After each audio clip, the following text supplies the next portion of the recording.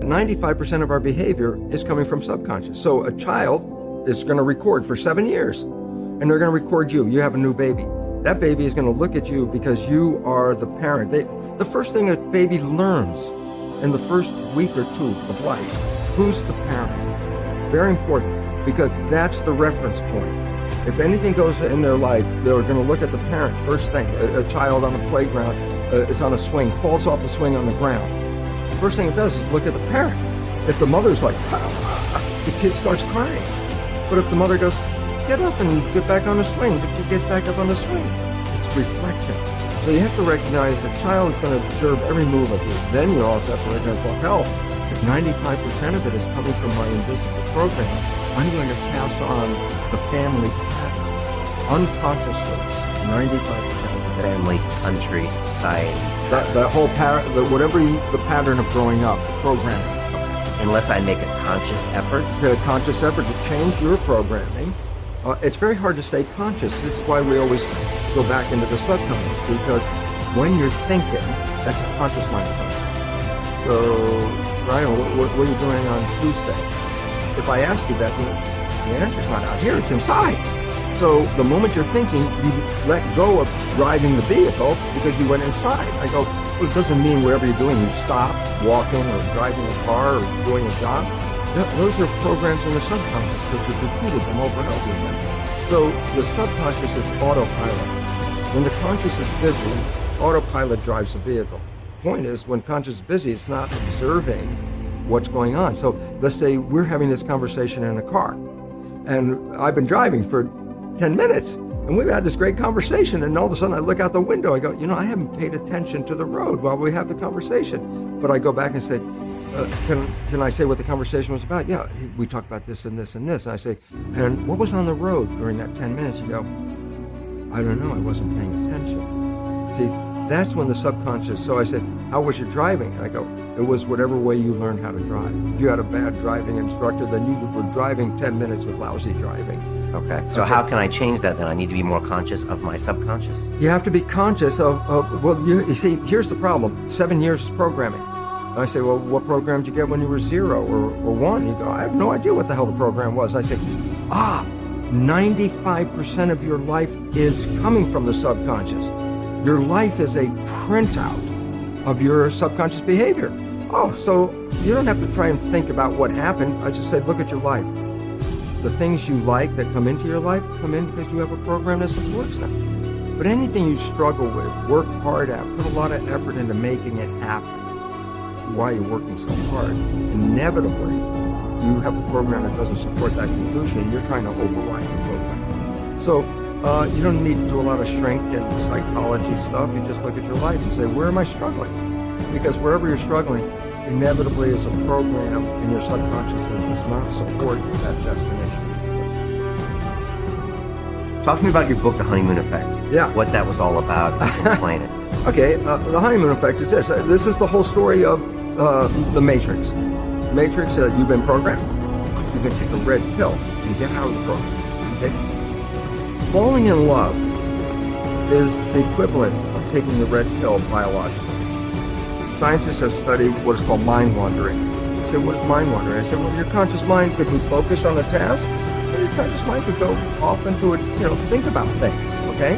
And the relevance about that is when the conscious mind is staying in the front, you are in absolute control. Wishes, desires, what you want, conscious mind, creative, you're in control.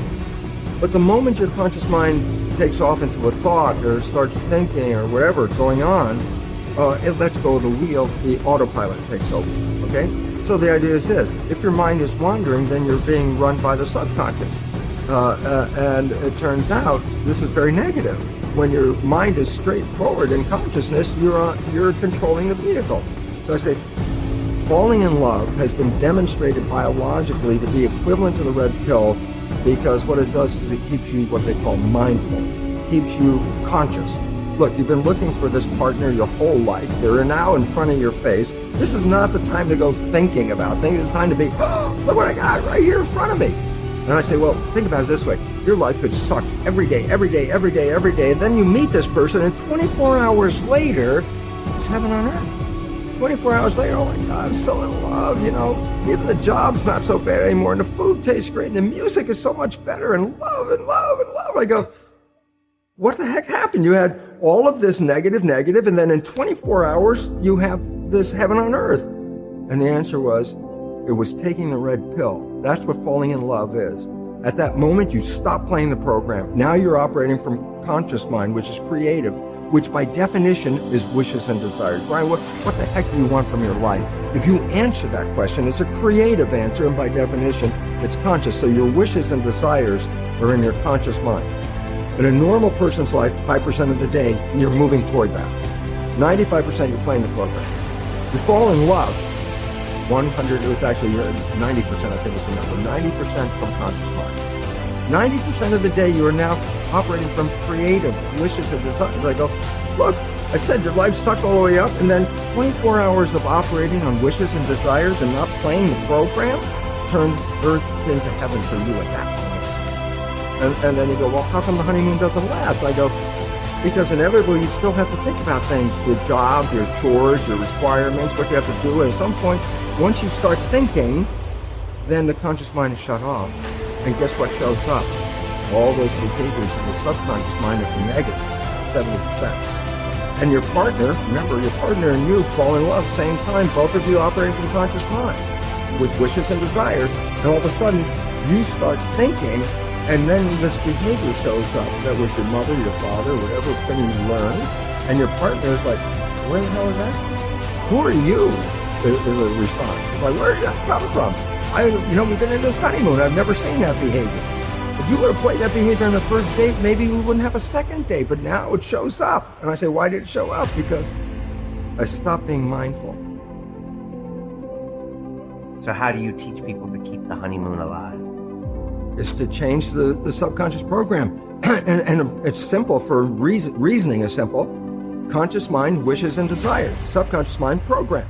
Well, what if you took the wishes and desires and made those programs? Then guess what? You don't even have to think about it. You will automatically, 95% of the day, be playing behaviors to manifest those wishes and desires.